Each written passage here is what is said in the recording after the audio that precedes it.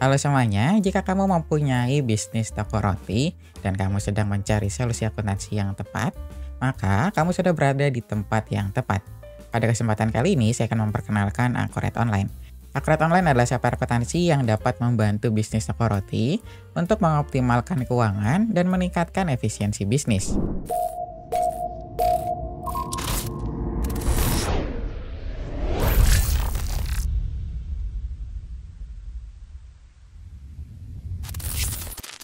Sebagai pemilik toko roti, kamu pastinya punya banyak hal yang harus dikelola, seperti inventaris, bahan baku, mencatat transaksi penjualan, mencatat biaya operasional, sampai nanti membuat laporan keuangan.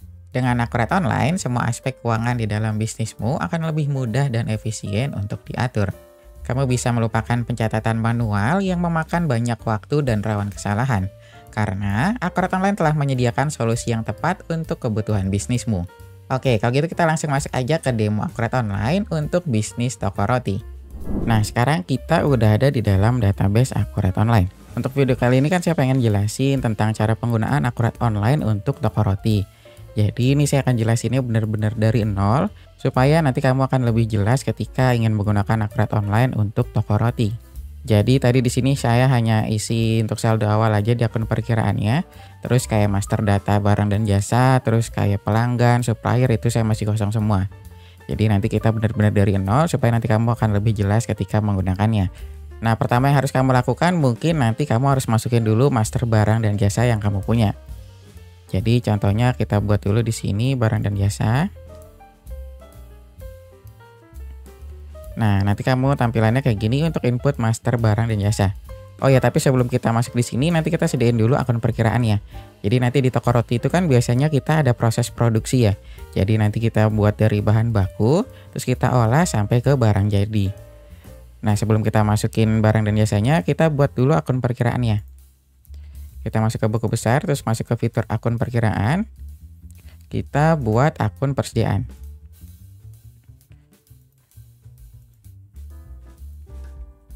Nah, pertama yang kita buat itu adalah persediaan dalam proses. Ini nanti untuk akun penampung ketika kamu melakukan proses produksi.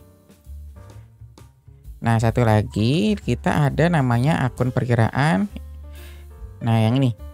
Jadi ini kan kita ada awalnya tuh hanya ada akun perkiraannya untuk persediaan aja. Jadi biasanya nanti kan di perusahaan toko roti itu atau bisnis toko roti, itu kan nanti kamu ada bahan baku dan nanti kamu juga ada barang jadi kan ya. Nah, nanti kamu bisa pilih tuh kamu mau pakai satu akun aja atau kamu pakai dua akun. Saya biasanya itu nanti dijadiinnya dua akun, jadi nanti lebih gampang pemisahannya atau nanti lebih detail. Tapi kalau ternyata kamu pakai mau satu akun aja nih, akun persediaan aja nanti semuanya dicampur, nah itu nggak masalah. Jadi nanti sesuaikan aja dengan kebutuhan kamu. Cuma nanti saya contohinnya di sini saya pakai dua akun aja, jadi nanti lebih gampang, kamu lebih detail. Ini kita buat lagi akun persediaan.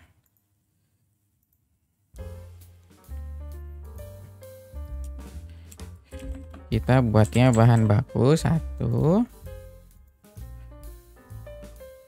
Kemudian kita buat satu lagi untuk barang jadi.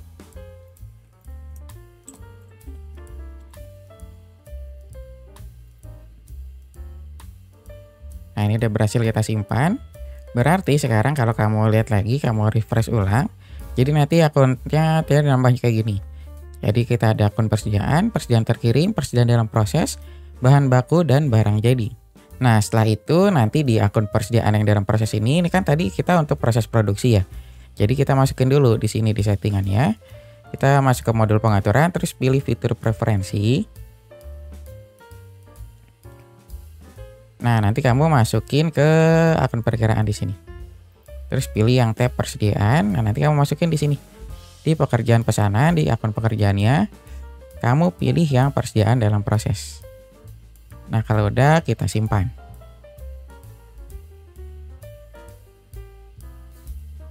Oh, ini karena saya belum melengkapi datanya, saya lengkapi dulu sebentar.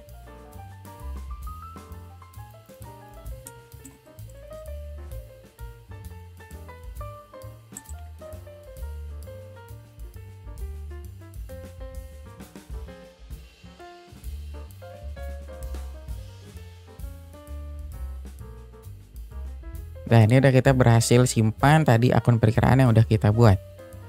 Nah, sekarang kita lanjut lagi ke barang dan jasanya.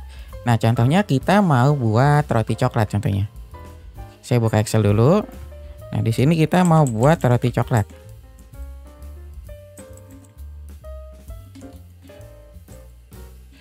Nah, roti coklat ini kan kita barang jadi ya. Nah, terus nanti bahan baku untuk buat roti coklat ini kan biasanya kita ditulis juga kan ya di Angkret Online atau di pembukuannya. Kita belinya itu bahan bakunya itu apa aja. Terus nanti baru kita olah jadinya itu roti coklat. Nah, untuk membuat roti coklat ini kamu harus punya resep biasanya. Contoh kita buatnya itu di sini kita ada tepung terigu. Terus selain tepung terigu kita bikinnya apa lagi bahan bakunya? Contohnya lagi kita ada telur. Nah, selain telur kita ada pasta coklat contohnya. Atau kita buatnya coklat aja di sini. Nah, kayak gini. Jadi nanti kita ketika membuat tepung terigu, telur dan coklat ini kita gabung jadi satu, kita olah. Terus nanti kita barang jadinya itu jadinya roti coklat. Nah, berarti nanti yang harus kita input barang bakunya atau bahan bakunya ini semuanya kita input dulu. Terus kemudian nanti bahan jadinya atau barang jadinya kita input juga. Nah, sekarang kita balik lagi ke Angkret Online, kita langsung coba input aja. Nah, ini kan tadi tampilan untuk penginputan barang dan jasa ya. Pertama yang tadi kita buat tepung terigu. Kita masukin tepung terigu. Nah, kategori barang ini nanti kamu bisa buat nih. Contohnya kita mau buatnya bahan baku tepung terigu masuknya.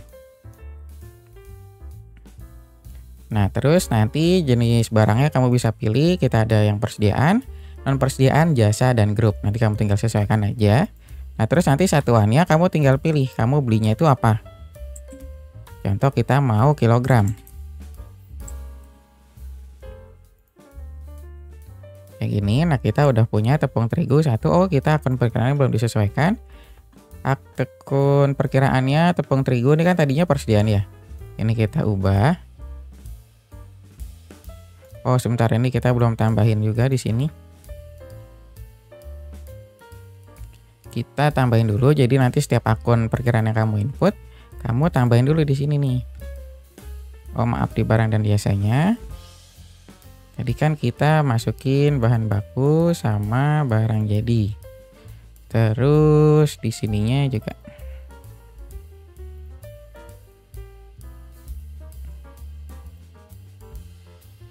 Nah, ini udah kita simpan.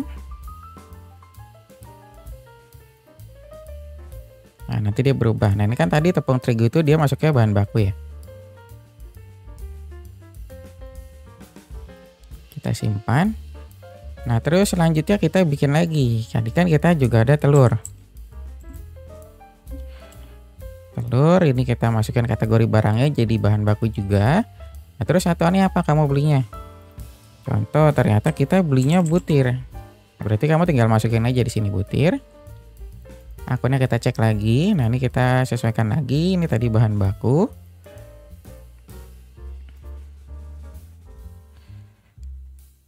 Terus habis itu kita buat satu lagi tadi coklat.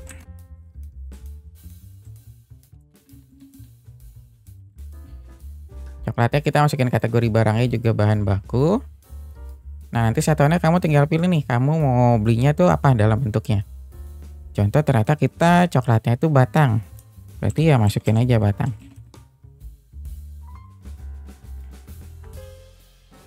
Nah, nanti akunnya juga kita buat. Bahan baku, nah ininya bahan baku. Nah, sekarang kita udah punya nih. Kita udah punya coklat, telur, dan tepung terigu. Berarti kita udah ada 3 jenis barang nih untuk bahan bakunya.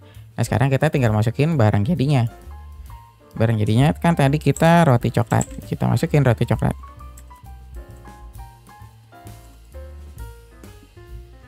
Kategori barangnya kan ini kan dia barang jadi ya. Kita tinggal tambahin barang jadi. Tambahkan sebagai data baru. Terus kita satuannya apa? Kita jualnya pieces. Nah, terus akunnya kita tinggal sesuaikan lagi. Ini jadinya itu barang jadi.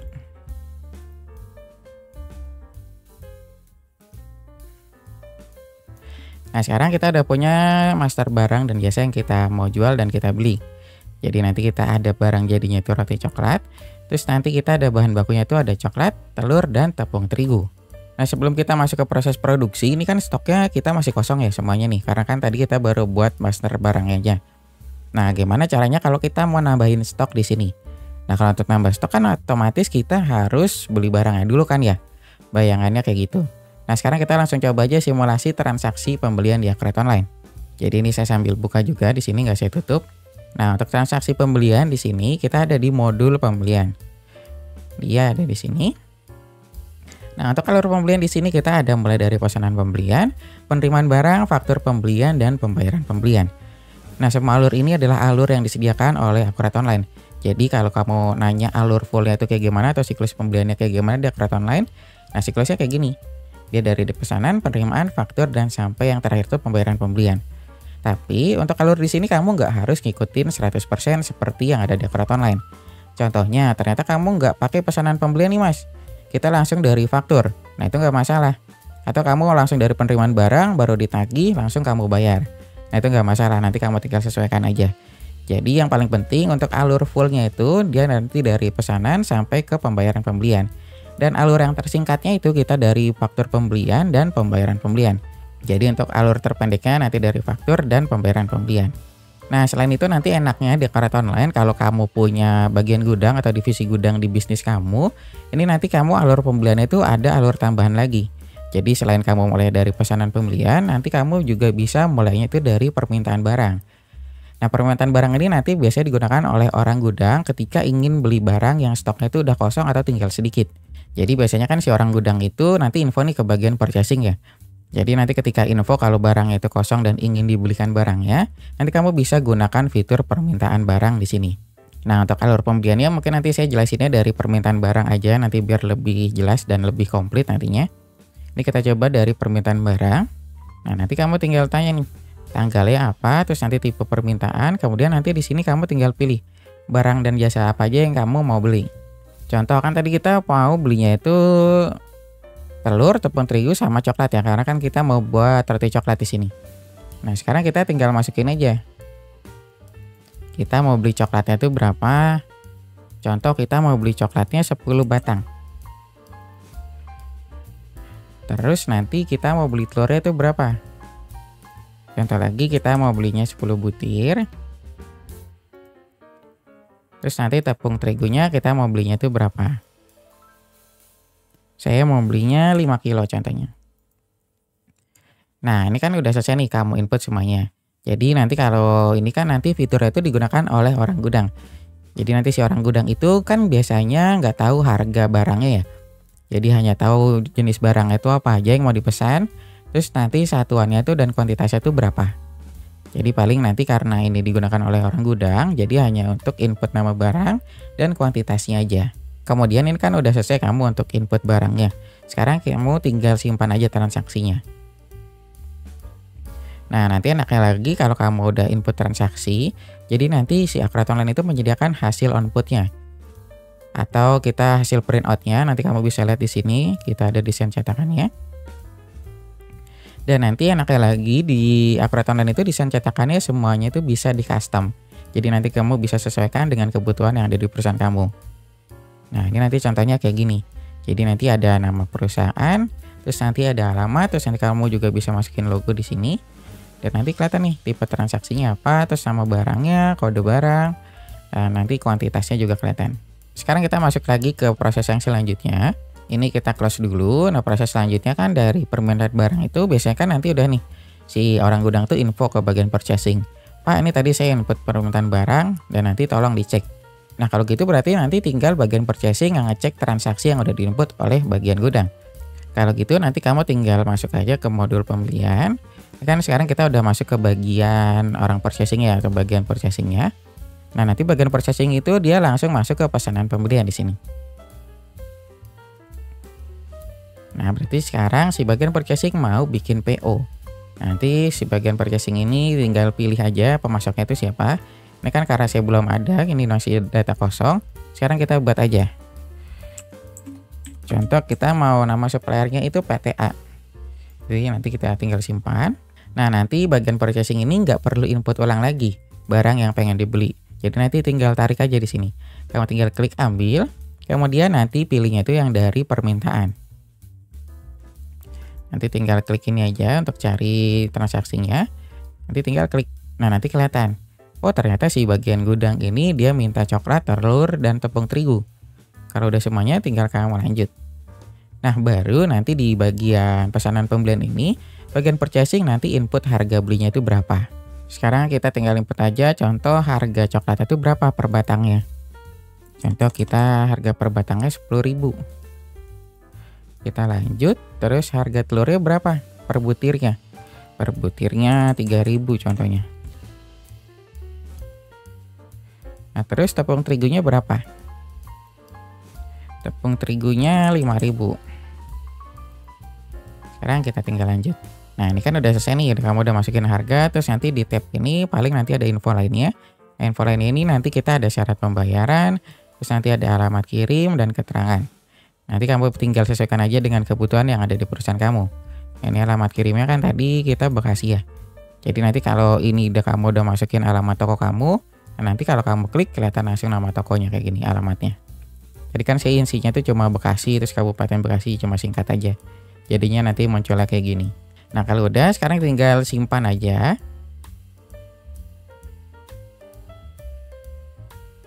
Nah, ini berarti kita udah berhasil buat PO. Ini saya close dulu sebentar. Nah, dari buat PO ini kan kita belum ada transaksi atau jurnal yang bergerak ya. Jadi nanti ini masih kosong, jadi kita baru pesan aja. Jadi nanti kalau untuk bagian akuntansinya itu belum ada jurnal yang bergerak. Jadi nanti di laporannya juga kita masih kosong. Nah, nanti selanjutnya kita tinggal lihat lagi. Oh, maaf saya salah, kita masuk ke modul pembelian lagi. Nah, tadi kan kita udah buat PO atau kita buat pesanan pembelian. Nah, selanjutnya barang kan kirim nih. Otomatis kan nanti kita terima barang. Nah, nanti untuk terima barangnya kamu pakai fitur yang penerimaan barang di sini. Nah, nanti tinggal masukin terimanya itu dari mana. Tadi kan kita belinya dari PTA ya. Sekarang kita masukin dari PTA. Kemudian kita tinggal ambil aja di sini dari pesanan. Oh, nomor terimanya harus diisi dulu sebentar. Kita asal aja di sini. Nah, nanti di sini kita kan ada nomor terima dan nomor form. Jadi nomor form ini nanti adalah untuk nomor internal di perusahaan kamu. Nah, kemudian kalau untuk nomor terima ini adalah nomor surat jalan yang didapat dari supplier. Nanti kamu masukin di sini. Nah, sekarang kita ambil dari pesanan. Sama nih, nanti kita tinggal tarik-tarik aja. Nah, fitur ini kan biasanya digunakan oleh orang gudang juga. Jadi nanti di fitur ini juga tidak ada dia nominal harganya. Jadi hanya nama barang, terus nanti ada kuantitasnya aja. Nah, kalau udah, ini nanti kita tinggal simpan aja. Jadi saya buka dulu sebentar laporannya. Ini kita lihat di laporan neracanya. Kita lihat laporan neraca.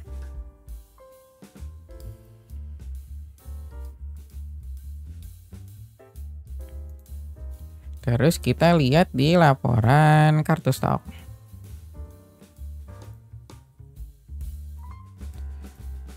Kita lihat tiga-tiganya nih. Kita ada coklat, terus ada telur sama tepung terigu. Jadi nanti pas saat penerimaan barang ini nanti kan ada jurnal yang terbentuk. Makanya kita nanti lihat sambil lihat laporannya nih. Nah, ini udah oke. Sekarang kita lanjut lagi. Ini transaksinya kita simpan kemudian.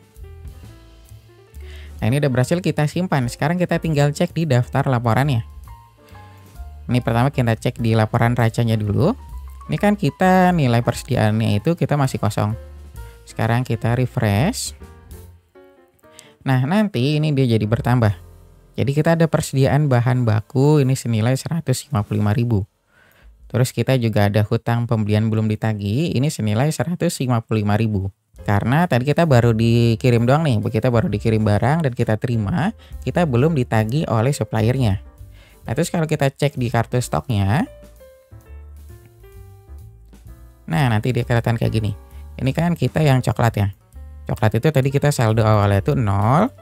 Terus tadi kita ada melakukan penerimaan barang dari PTA. Nanti kelihatan. Oh, tadi kita ada penerimaan barang dari PTA sebanyak 10. Berarti kuantitas akhir kita itu ada 10 di gudang utama. Jadi nanti kalau kamu multi gudang juga nanti kelihatan di sini gudangnya itu apa aja. Nah, ini juga nanti berlaku untuk barang lainnya. Ini kan tadi kita ada telur, ini juga sama ada 10. Terus tadi kita ada tepung terigu, ini kita beli 5 kilo. Kelihatan kayak gitu. Nah, berarti nanti di daftar barang dan jasanya, ini yang tadinya jadi 0 nih. Kalau kita refresh, sebentar kita refresh.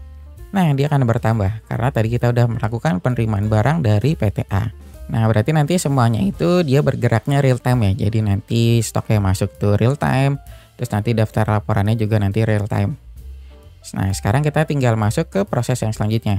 Nah, tadi kita udah melakukan penerimaan barang.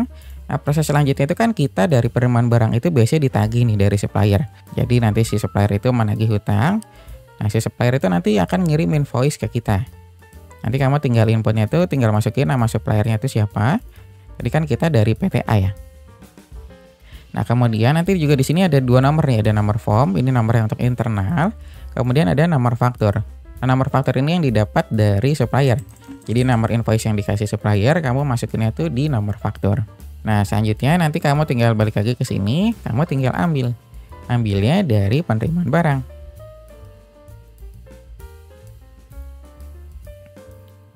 Nah, nanti kelihatan nih. Oh, ternyata ya saya ditagih nih sama PTA, itu untuk pembelian coklat 10 batang, telurnya 10 butir, sama tepung terigunya itu 5 kilo. Nah, kalau udah kamu tinggal simpan aja di sini. Nah, setelah kamu simpan faktur pembelian, itu kan berarti nanti kamu ada pengakuan hutang nih ke supplier A kan ya. Jadi nanti kita juga ada laporan yang bergerak nih ketika kamu masukin faktur pembelian. Pertama, nanti kamu laporannya itu bergerak di neracanya. Ini kan tadi kita hutang pembelian belum ditagih nih. Ini nanti akan berubah. Ini kita refresh dulu. Nah, ini nanti jadi utang usaha karena kita udah ditagih sama supplier. Kemudian nanti di laporannya itu kita juga ada laporan utang di sini. Nah, nanti kan ini laporan utangnya ada banyak nih. Nanti kamu tinggal sesuaikan aja. Nah, yang biasa dipakai itu yang faktur belum lunas. Kamu tinggal tampilkan dan nanti kelihatan.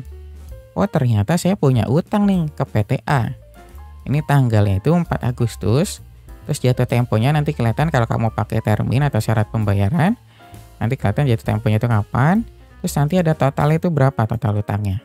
Jadi nanti kelihatan semuanya nih. Nah, kemudian kita langsung masuk ke transaksi yang selanjutnya nih. Jadi dari faktur pembelian ini yang tadi kita udah ditagih utang. Kemudian kan kita pasti pengen bayar nih hutangnya. Sekarang kita tinggal masuk nih untuk penginputan pembayaran hutang atau pembayaran pembelian. Nah, nanti tampilannya kayak gini, nanti kamu ditanya nih, kamu bayarnya itu mau kemana? Tadi kan kita belinya dari PTA, berarti kita masukin lagi ke PTA.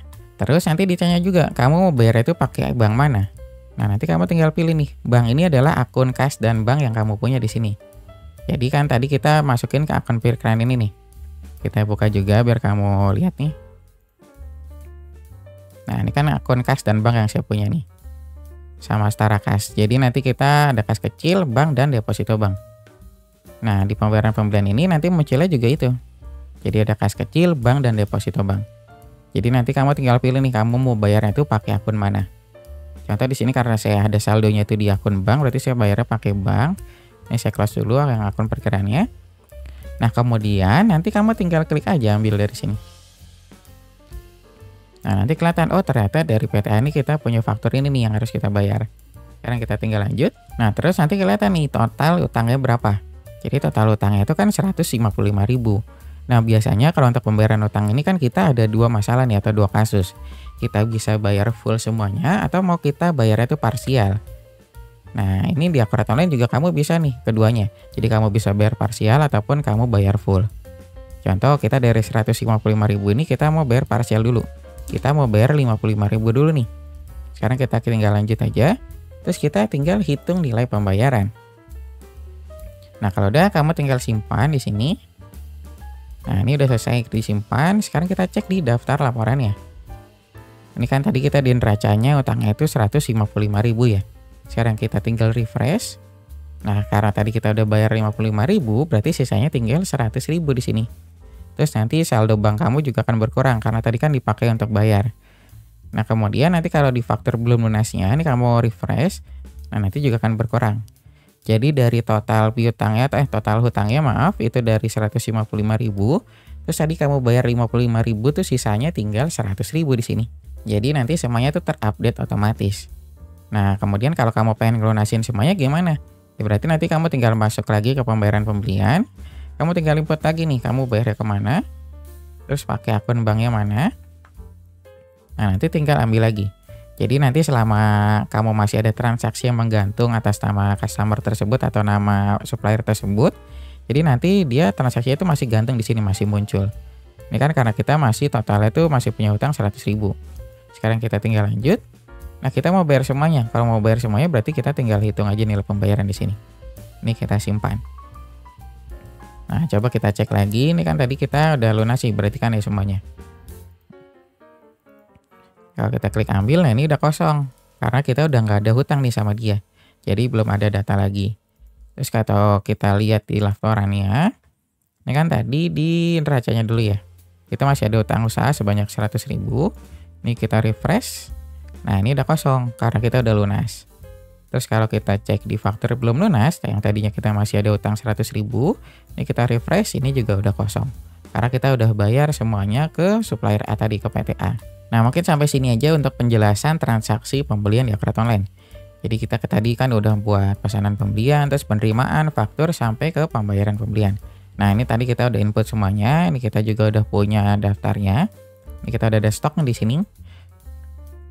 Nah, sekarang setelah kita punya stok, itu kan pasti pengen produksi nih. Jadi dari bahan baku ini kita pengen produksi roti coklat. Nah, gimana kita cara produksinya?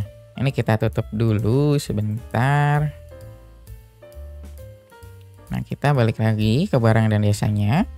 Ini kita kalau mau proses produksi, kita pakainya itu di modul pembelian di sini. Jadi nanti kita ada pekerjaan pesanan sama penyelesaian pesanan. Jadi pekerjaan pesanan ini nanti kamu bisa masukin bahan bakunya apa aja yang mau kamu pakai. Nah, kemudian kalau penyelesaian pesanan ini nanti kamu masukin barang jadinya. Kalau nanti di database kamu nggak ada fitur pekerjaan pesanan dan penyelesaian, nanti kamu tinggal aktifin fiturnya tuh dari modul pengaturan di sini, terus nanti pilih fitur preferensi. Nah, nanti kamu tinggal masuk ke tab fitur di sini. Nanti kita masuknya tuh ke tab yang persediaan. Nah, nanti di sini ada produksi sederhana. Nah, kalau nanti kamu nggak ada fitur ini, pekerjaan pesanan dan penyelesaian, kamu tinggal checklist aja nih yang produksi sederhana ini. Baru nanti kamu simpan. Baru nanti fitur tersebut akan muncul di modul persediaan. Sekarang kita lanjut lagi, kita mau proses produksi nih. Jadi kita mau buat roti coklat sekarang. Kita balik lagi ke modul persediaan, terus kita pilih fitur pekerjaan pesanan terlebih dahulu. Nah, fitur ini kan yang tadi saya bilang sebelumnya, kalau fitur ini tuh digunakan untuk memasukkan atau input dia bahan baku yang kamu punya atau bahan baku yang ingin kamu gunakan. Berarti nanti kamu tinggal masukin aja. Nah, nanti ditanya nih, kamu bahan bakunya mau pakainya itu berapa? Coklat, contoh kita mau dalam buat satu roti coklat itu bahan bakunya berapa? Contoh coklatnya itu 1 batang. Kita tinggal klik lanjut. Terus kita mau pakai telurnya itu berapa? Kita telurnya pakai 1 butir. Terus kamu pakai tepung terigunya berapa? Contoh kita nggak pakai 1 kilo, pakainya 0,5. Berarti kamu tinggal ganti aja 0,5. Nah, berarti nanti resep untuk membuat satu roti coklat itu dia coklatnya itu 1 batang, terus nanti ada telurnya 1 butir, terus nanti kamu bisa masukin tepung terigunya 0,5. Nah, resep ini nanti kan kamu biasanya dipakai terus-menerus ya. Nanti kamu tinggal tambahin aja ke favorit. Kamu tinggal klik tambah favorit, terus nanti kamu masukin nih nama favoritnya itu apa. Contohnya resep roti coklat. Nanti kamu tinggal pilih aksesnya contoh ke semua pengguna, baru klik lanjut. Nah, ini berarti kamu udah masuk ini ke transaksi favorit. Jadi nanti kalau kamu pengen buat data baru atau pengen buat roti coklat baru, pengen produksi baru, nanti kamu tinggal klik aja favorit di sini. Ini contohnya kita simpan dulu nih. Kita mau buat satu roti coklat di sini. Kita tinggal simpan.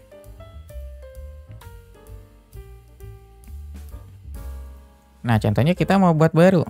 Kan tadi kita udah masukin transaksi favorit ya di sini. Berarti kalau kamu pengen buat lagi, kamu tinggal klik aja favorit. Terus kamu tinggal pilih.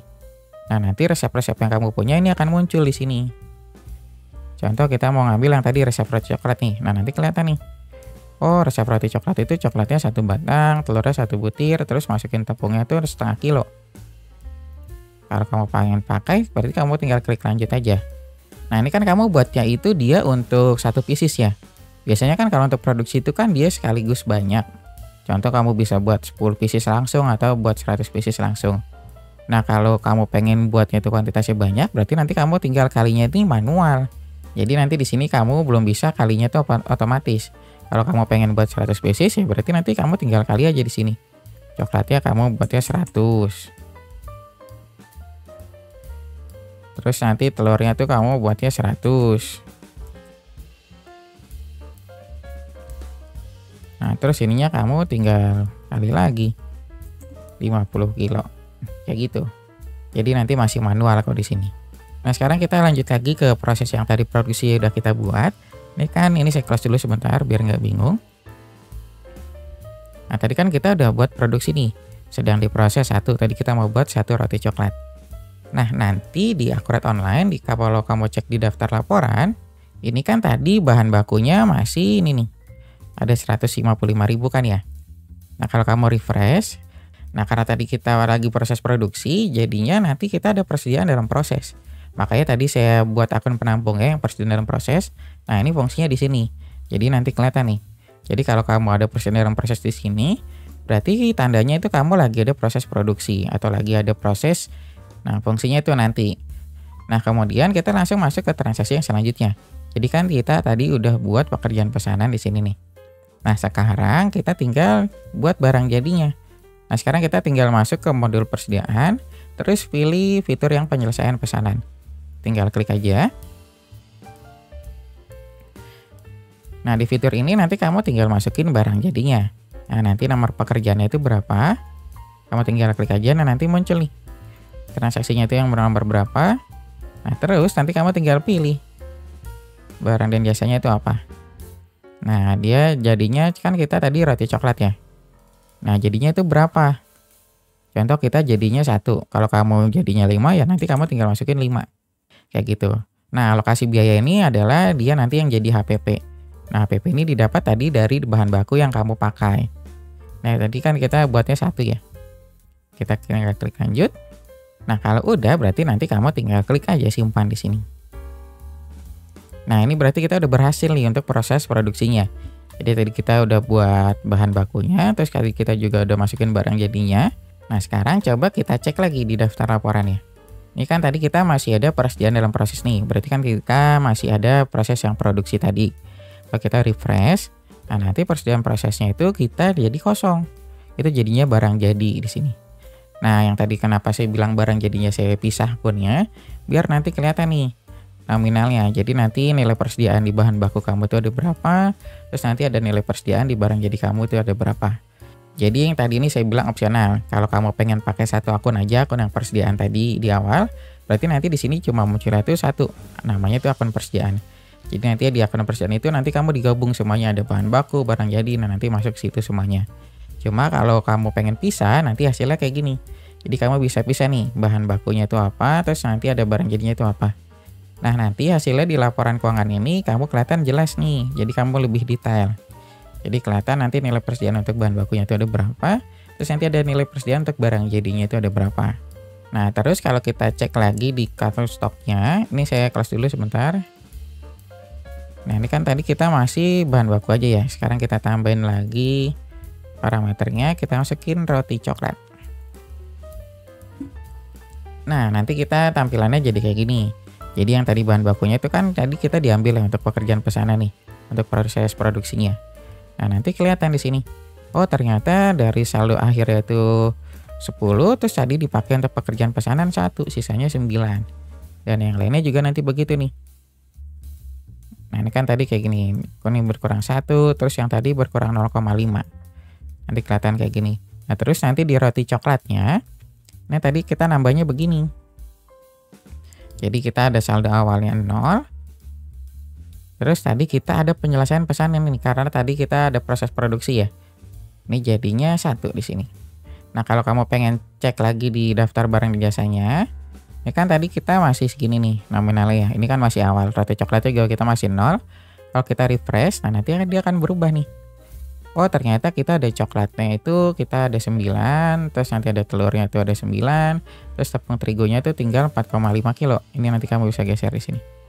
Nah, nanti biar gampang. Terus tadi kita ada roti coklatnya juga ada 1. Nah, nanti kalau kamu pengen lihat di laporan persediaannya, nanti kamu tinggal pilih aja nih. Ini kan saya baru pakainya kartu stok aja ya. Terus laporan keuangannya juga baru di neraca aja. Kalau kamu pengen pakai yang lainnya, berarti kamu tinggal pilih aja di persediaan di sini.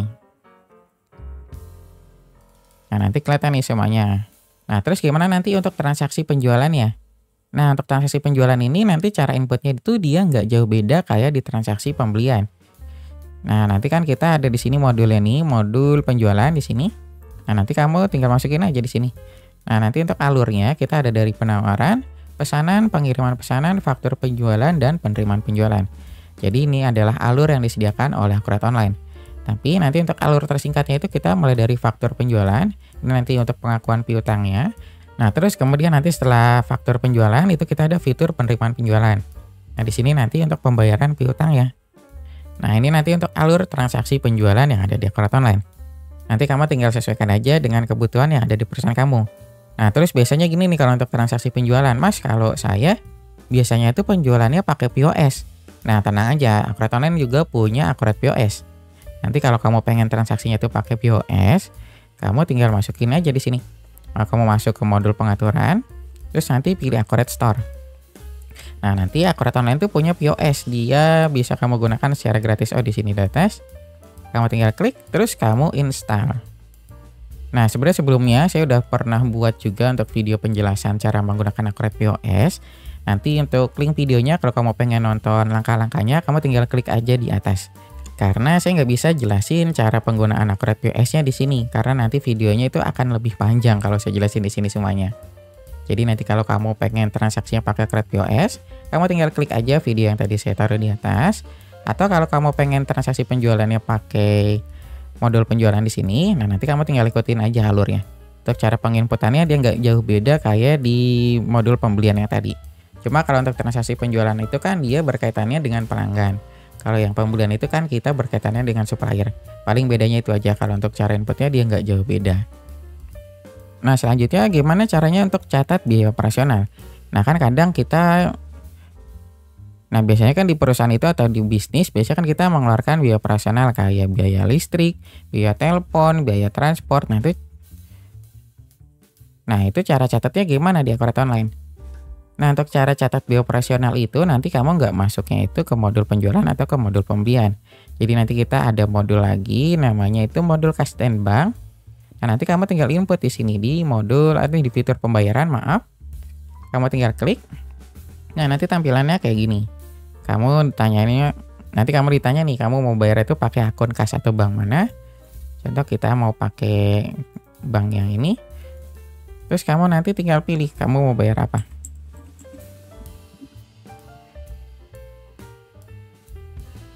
Nah, contoh saya mau bayar listrik nih, kamu tinggal pilih aja. Nah, ini nanti kelihatan nih, kamu nilainya berapa. Contoh saya mau bayar listrik 1 juta. Udah lanjut, terus kamu simpan. Nah, nanti di daftar laporannya, ini kan tadi kita refresh. Nah, nanti kelihatan nih, ininya berkurang. Nah, terus nanti kalau untuk beban, dia masuknya itu di laporan laba rugi. Jadi nanti kan kamu laporan keuangan ini ada banyak ya. Jadi nanti kamu tinggal buka laporan laba rugi. Kamu tinggal tampilkan. Nah, nanti kelihatan nih. Oh, ternyata kita ada beban listrik nih 1 juta. Berarti kita masih minus 1 juta nih bisnis kita. Karena kan kita belum ada pendapatan. Jadi nanti kalau kamu ada pendapatan, kamu akan muncul di sini. Terus nanti HPP-nya juga nanti kelihatan. Nanti jadinya kamu ada laba kotor. Terus nanti beban operasional yang kamu punya juga akan muncul di sini semuanya. Jadi nanti kelihatan laba bersihnya itu berapa yang akan diterima oleh bisnis kamu.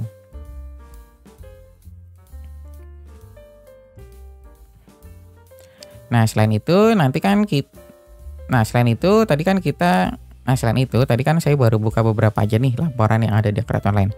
Sebenarnya nanti Akurat Online itu udah nyediain lebih dari 200 jenis laporan. Nah, enaknya lagi nanti laporannya itu udah disesuaikan dengan tabnya masing-masing. Contoh kalau kamu pengen lihat laporan keuangan ya berarti kamu tinggal klik aja nih tab keuangan. Nanti dia munculnya ke laporan keuangan semuanya. Terus kalau kamu pengen lihat laporan buku besar, nanti kelihatan nih, oh laporan buku besar semua isinya. Terus kita ada laporan kas bank, piutang, terus jadi kita juga ada utang, sampai nanti paling bawah itu ada laporan lain-lain. Jadi kayak gitu. Nah, kemudian enaknya lagi di Akrobat Online itu semua laporan itu kita bisa dimodifikasi. Selain dimodifikasi, nanti kamu juga bisa cetak di sini. Atau nanti kalau kamu bisa, atau selain itu nanti kamu juga bisa ekspor. Nanti kamu bisa ekspor itu dalam bentuk PDF dan Excel. Jadi enak banget nanti. Jadi ketika kamu input transaksi, kan tadi kita udah coba juga ya. Jadi ketika kamu input transaksi, nanti laporannya itu akan ketika kamu input transaksi, nanti laporannya itu akan terbuat otomatis. Jadi nanti ketika kamu input transaksi, nanti laporannya itu akan terbuat otomatis. Jadi kamu nggak perlu pusing-pusing lagi. Kamu udah capek input transaksi, terus nanti kamu juga capek laporan keuangannya juga. Nah, itu nanti kamu nggak perlu lagi. Jadi kalau kamu pakai Akrobat Online, kalau kamu input transaksi, nah nanti laporannya udah siap secara otomatis. Nanti kamu tinggal pakai aja yang mana yang kamu butuhkan.